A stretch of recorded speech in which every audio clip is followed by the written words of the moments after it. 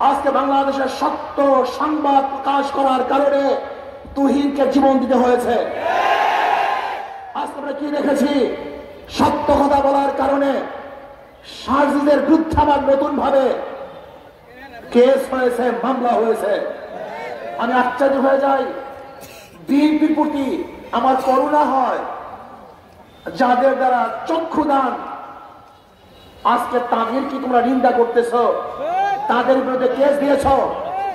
আজকে তারেক জিয়া বাংলাদেশে ফেরার স্বপ্ন দেখতো না যদি শান্তির না থাকতো।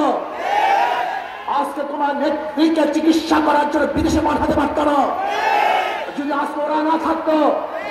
আজকে খোলা আকাশের নিচে মাঠের মধ্যে রাজনীতি করতে পারত না। তোরা জীবনের মায়া ত্যাগ না করে ওরা আন্দোলন না করতো। কিন্তু আজকে যাদের মাধ্যমে নেত্রীকে চিকিৎসার জন্য বিদেশে পাঠিয়েছ, তোমার নেতাকে বাংলাদেশে আনার ব্যবস্থা করতেছ, আজকে নির্বিঘ্নে রাজনীতি করার সুযোগ পেয়েছ।